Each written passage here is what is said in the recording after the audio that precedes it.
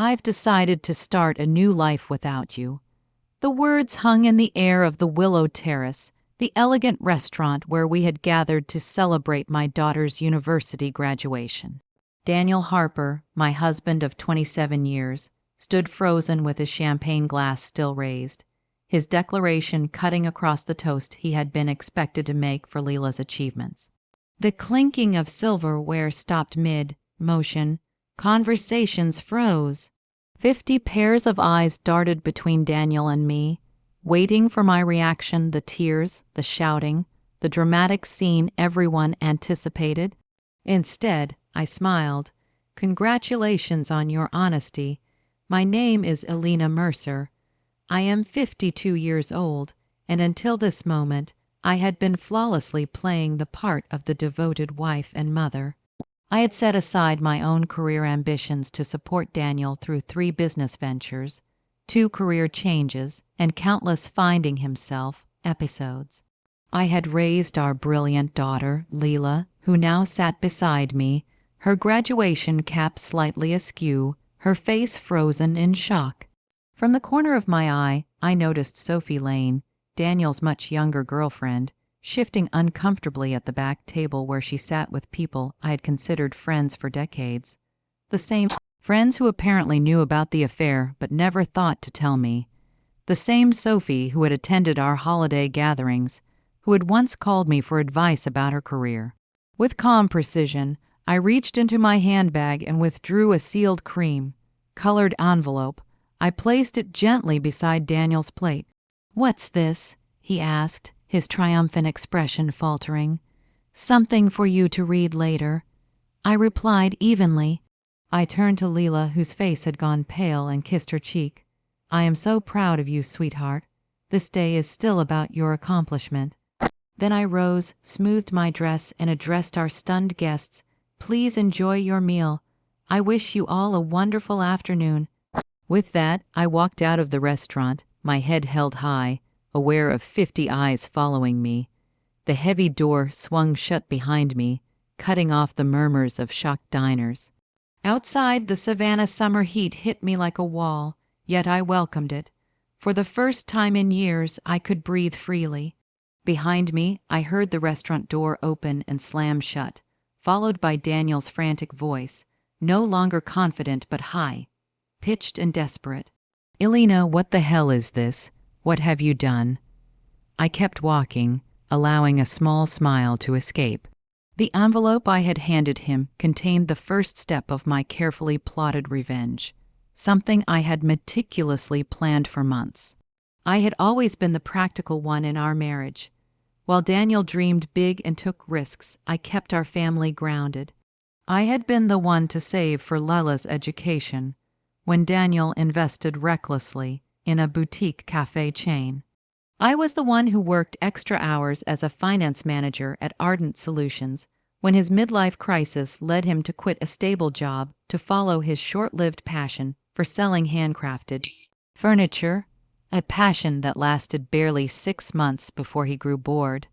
My own dream of launching a consulting firm for women entrepreneurs had been perpetually on hold. After Leela graduates, I told myself, after Daniel finds stability. Then, 2 months ago, I noticed irregularities in our joint accounts, small transfers to an account I didn't recognize.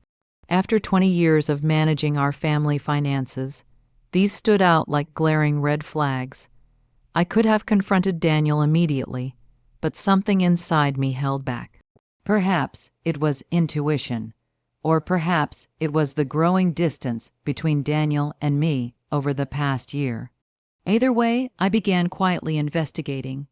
What I uncovered was far worse than I had imagined. Daniel had been systematically transferring funds to a separate account for over a year.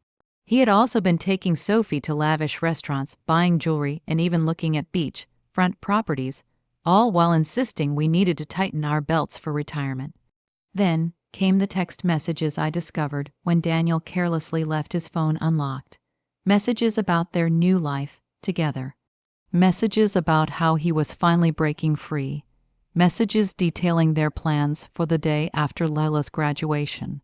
the very day he had chosen to stage his grand exit from our marriage. What Daniel had forgotten, or perhaps never fully understood, was that I had been a financial professional for over 30 years.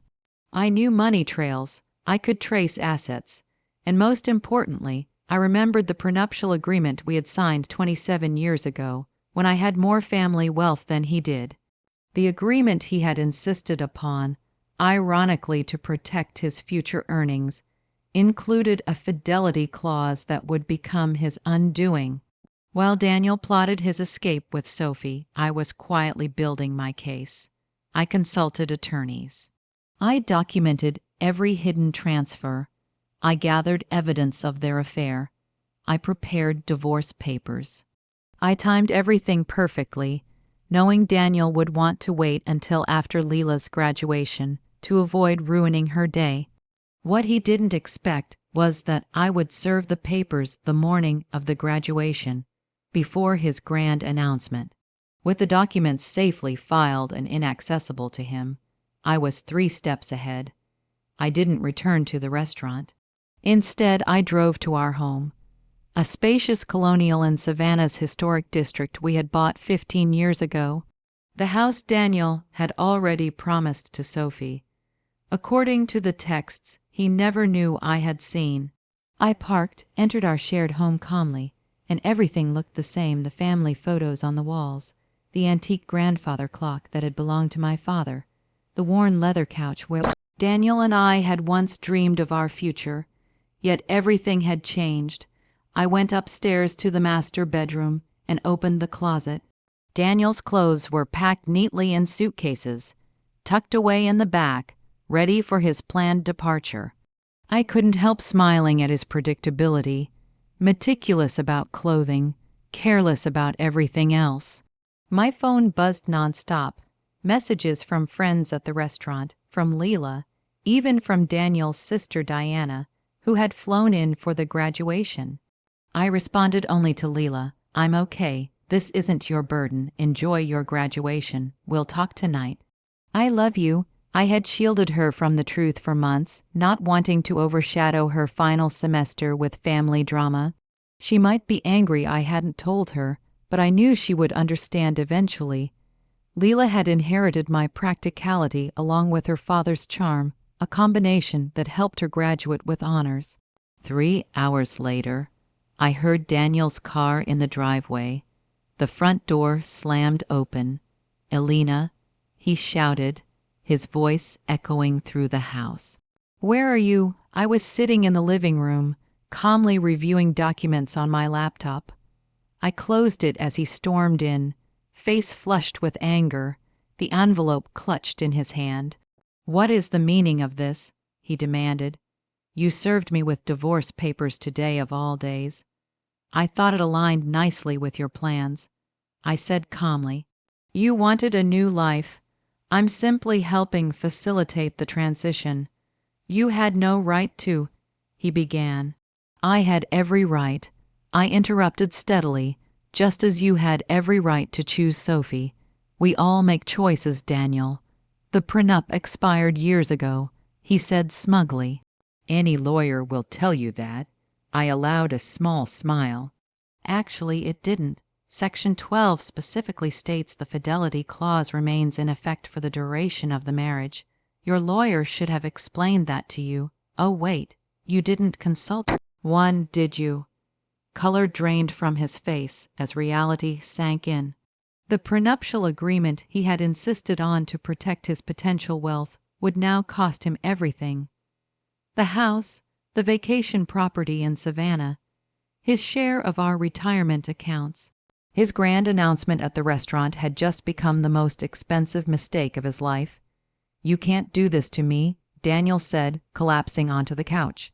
"We built this life together, and you chose to end it." "I did it, but not in the way you expected," I replied. Daniel's phone buzzed persistently in his pocket. He glanced at it, then ignored it. No doubt Sophie, wondering why he wasn't following their carefully orchestrated plan. "You've always been calculating, Elena, but this is cold," he said, trying a different approach. What about our history? 27 years together means nothing. I studied him, the man I had loved for nearly 3 decades, the one who held my hand through 2 miscarriages before we had Leela, the one who surprised me with a weekend trip to Charleston for our 10th anniversary. When had he changed, or had he always been this person, and I had been too devoted to notice? Our history means everything to me. I answered truthfully. That's why your betrayal hurt so deeply. His expression softened momentarily. Then maybe we can fix this. I made a mistake. People make mistakes. This wasn't a mistake, Daniel, I said. This was a calculated plan spanning over a year. You systematically moved our money. You looked at property with her. You planned to announce our separation publicly to humiliate me. He hardened again. You're exaggerating, am I? I asked, opening my phone and playing the recordings. His voice, then Sophie's, planning their new life and discussing money transfers. The blood drained from his face. You recorded our conversations. That's illegal. Not in Georgia when one party consents. I replied, and not when it's in your own home. I didn't record private moments with Sophie, only conversations about defrauding me. Daniel stood suddenly, agitated. I need to make some calls, of course, I said. Your attorney might be a good start. I'll be staying at Diana's tonight. Diana's, he sputtered. My sister's house, I said calmly. She's upset with you. She was the first to catch you with Sophie last Christmas. She didn't tell me immediately. She confronted you first. You promised it was nothing, that you'd end it. When she realized you hadn't, she came to me.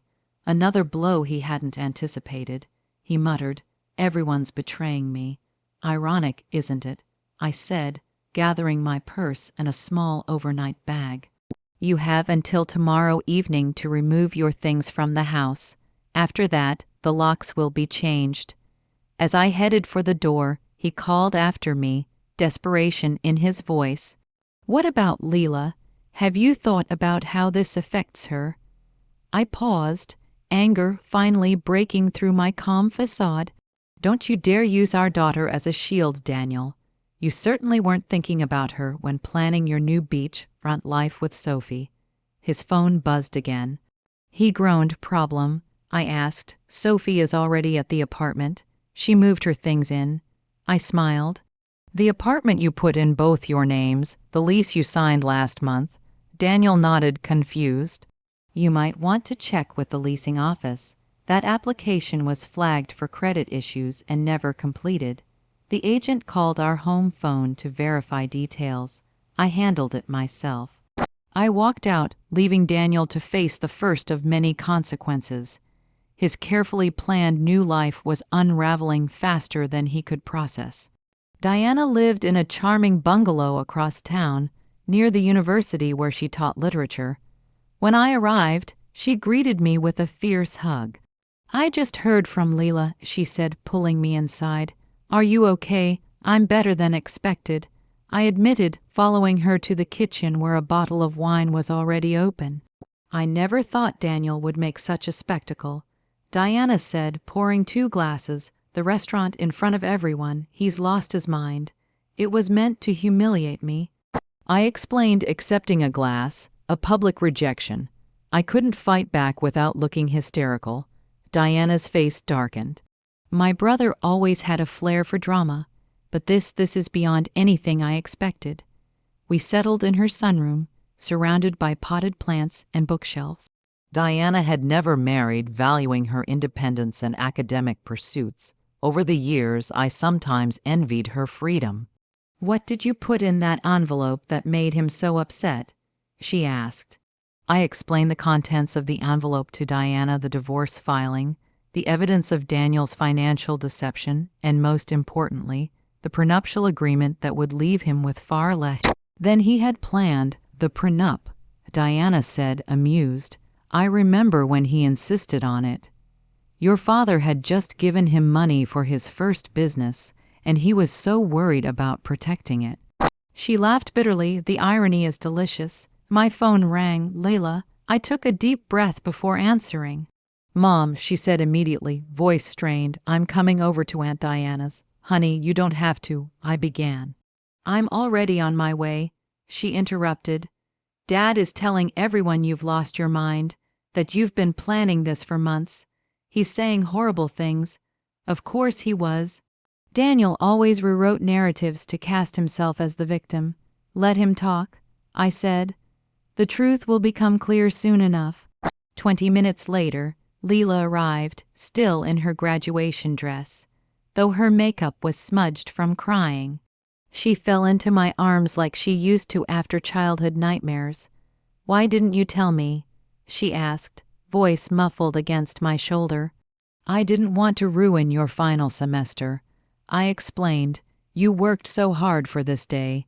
She pulled back, wiping her eyes. Well, Dad took care of ruining it anyway. We moved to Diana's living room, where Leela finally heard the full story. How I had discovered the affair, the financial deceptions, and the plans Daniel and Sophie had made. I knew something was off with Dad, Leela admitted. He's been distracted, always on his phone, but I never imagined. None of us want to see these things in people we love, Diana said gently. My phone buzzed with a message from Philip Anderson, my attorney. The emergency filing had been approved. The accounts I had flagged were frozen, pending the divorce proceedings. Daniel now had limited access enough for living expenses, but not nearly enough to follow through on the property purchases he had planned with Sophie. I showed the message to Diana and Leela. Good, Leela said firmly, he deserves it. My daughter's loyalty warmed me, but I wasn't naive. He's still your father, I reminded her. Your relationship with him is separate from what's happening between us. Leela shook her head.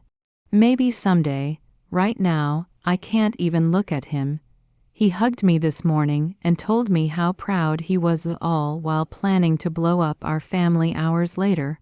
The doorbell rang, interrupting our conversation. Diana went to answer it and returned moments later with a troubled expression. It's Daniel, she said, and he's not alone. I steeled myself as Diana led Daniel and Sophie into the living room. Sophie looked uncomfortable, shifting from foot to foot, eyes darting around. She was 37, not exactly a trophy wife, but still 15 years my junior, with shoulder-length blonde hair and the confidence that comes from never having faced real hardship. Daniel, by contrast, looked furious. His earlier desperation had hardened into anger. Elena, you need to stop this insanity, he demanded. Unfreeze the accounts. We can discuss this like reasonable adults. Leela stood, placing herself slightly in front of me. Maybe you should have tried being reasonable before announcing you were leaving on my graduation day, Mom. Daniel's eyes widened as he noticed our daughter. This doesn't involve you, he said. Doesn't involve me, she echoed incredulously. You blew up our family on my graduation day, and it doesn't involve me. Sophie touched Daniel's arm. Greg, maybe we should go. He shook her off. No, I'm not leaving until Elena agrees to be rational about this. Diana folded her arms. It seems my sister, and Law is the only rational person here. You're the one who created this mess, Daniel. I remained seated, watching the drama unfold. For years I had been the peacemaker, the one smoothing conflicts and keeping everyone happy. That role was exhausting, and I had finally set it down. The accounts will remain frozen until the preliminary hearing, I said calmly. That's in 3 days. The judge will determine appropriate asset division at that time. 3 days. Daniel sputtered. What am I supposed to do for 3 days? You have your personal account, I reminded him, the one he'd been funneling money into for the past year. That should suffice. Sophie whipped her head toward Daniel. You have a separate account with how much in it. Clearly, Daniel hadn't been entirely forthcoming with Sophie either. He ignored her question. This is vindictive, Elena. This isn't like you. Perhaps you never really knew me, I replied. Just as I apparently never really knew you. Layla turned to Sophie. Did you know he was going to announce it like that at my graduation? Sophie looked ashamed. I thought he was going to talk to your mother privately. Today was unexpected. Daniel shot her a betrayed look. Cracks were already forming in their united front. I think you both should leave, Diana said firmly. You've upset Leela enough for one day, Daniel pleaded. You understand that relationships change, right? People grow apart. My daughter's face hardened in a way I had never seen. What I understand, she said, is that you're a coward who couldn't even give Mom the dignity of a private conversation. What I understand is that you were stealing from our family while I worked 2 jobs to pay for my textbooks because you said money was tight. Daniel paled. That's exactly how it was. Leela said, Please leave, Dad. I can't look at you right now. The silence that followed was deafening. Finally, Daniel turned to leave, Sophie trailing behind him. At the door, he paused, looking back at me. This isn't over, Elena. I'll fight you on this. I met his gaze steadily. You're welcome to try. After they left, Leela collapsed next to me on the sofa, tears streaming down her face. I've never talked to Dad like that. I wrapped my arm around her shoulders. Sometimes standing up for what's right is painful. Diana brought us fresh glasses of wine. To new beginnings, she said, raising her glass. Indeed, I thought. This ending was just the start of something new. The preliminary hearing took place in a small courtroom on a rainy Tuesday morning. I arrived with my attorney, Philip, while Daniel came with a young associate from a firm that specialized in corporate law, not family matters. His poor choice of representation was yet another consequence of his rushed planning. The judge, an older woman with sharp eyes and no patience for theatrics, reviewed the prenuptial agreement carefully. This document appears to be in order, she said, looking over her reading glasses at Daniel's attorney. Do you contest its validity? The young lawyer cleared his throat. Your Honor, we believe the agreement has expired due to the length of time that has passed. Section 18 clearly states the duration is for the term of the marriage plus any legal proceedings resulting from its dissolution. The judge read aloud. There is no expiration date indicated. Daniel leaned forward, whispering urgently to his lawyer, who looked increasingly uncomfortable. Furthermore, the judge continued, the evidence of systematic fund transfers appears to violate the financial disclosure requirements in Section 23. She shuffled papers, then looked up. I am ruling to maintain the freeze on joint accounts pending full financial discovery. Mr. Harper's personal account will remain accessible to him. The family home will remain in Mrs. Mercer's possession during proceedings, as stipulated in the prenuptial agreement's infidelity clause. Daniel's face flushed dark red. This is outrageous, Daniel muttered, loud enough for me to hear. The judge fixed him with a stern look. Mr. Harper, I suggest you review the agreement you signed more carefully. This court will reconvene in 30 days for the full hearing after discovery is complete. As we left the courtroom, Daniel caught up with me in the hallway. Elena, please, we need to talk about this reasonably. 27 years together has to count for something. It counted for everything, I replied, until you decided it didn't. I walked away, leaving him standing alone in the courthouse corridor, the weight of his choices finally beginning to sink in. Word spread quickly through our social circle. Friends called daily, some offering support, others seeking gossip. I maintained a dignified silence about the details, simply saying, Daniel and I are separating. These things happen. Meanwhile, Daniel's carefully constructed facade was crumbling. The image he had cultivated, successful businessman, devoted family man, was tarnished beyond repair. The financial freeze meant he couldn't follow through on promises made to Sophie. The beachfront property they had planned to buy fell through. The luxury car he'd put a deposit on had to be canceled. 2 weeks after the hearing, Diana called me, her voice tinged with amusement. Have you heard the latest? Sophie moved out. Already. I said, unsurprised though impressed at the speed.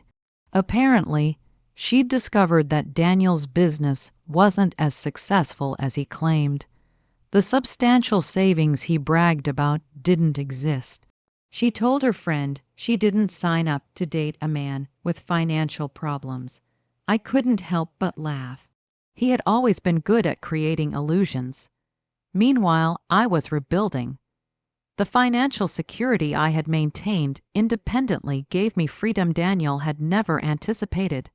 I rented a small office downtown and began setting up the consultancy I had dreamed of for years. My first clients were two women navigating divorces. Word of mouth brought more. I specialized in helping women understand their finances during major life changes, divorces, widowhood, career transitions.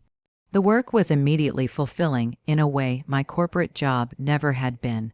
Leela, who had accepted a marketing position in Charleston, called regularly. "I'm so proud of you, Mom," she said after I described my growing client list. "You're helping people through their worst moments," I told her. "I'm just doing what I wish someone had done for me earlier, preparing women for whatever might come. Being needed for my expertise rather than just caregiving is empowering." The final divorce hearing fell on what would have been our 28th anniversary, a fitting end to a chapter that lasted nearly 3 decades. Daniel arrived looking haggard. I later learned his business was struggling without my financial guidance. Sophie was long gone, already dating a real estate developer from Savannah. Most mutual friends had distanced themselves from him after learning the full story of his deception. The judge upheld the prenuptial agreement in its entirety.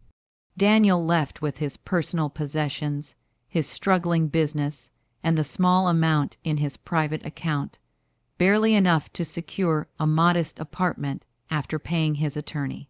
I retained our home, my retirement accounts, and 70% of our joint investments exactly as the prenuptial agreement stipulated in cases of infidelity.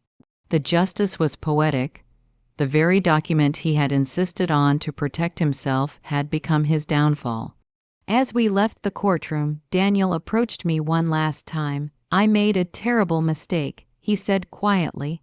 "Is there any chance we could—" "No," I interrupted, gentle but firm. "That door is closed. I understand," he replied. For once, I believed him. "I hope you find happiness, Elena. You deserve it." It was perhaps the first honest thing he had said to me in years. 6 months later, my consultancy, Mercer Financial Transitions, was thriving. I had moved from the small office to a larger space and hired 2 associates. I specialized in helping women secure their financial futures, particularly during major life changes. Leela visited often, proud of what I had built. "You know what's ironic?" she said during one visit. "If Dad had just been honest from the beginning, he might have kept half of everything. Sometimes people can't see beyond what they want in the moment." I replied. The woman who had once defined herself as Daniel's wife and Leela's mother had discovered a new identity: mentor, business owner, and advocate. The envelope I had handed Daniel at the restaurant hadn't just been my escape plan. It had been the key to a door I never knew existed.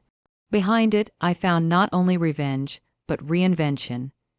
In securing my financial future, I had reclaimed something far more valuable: myself.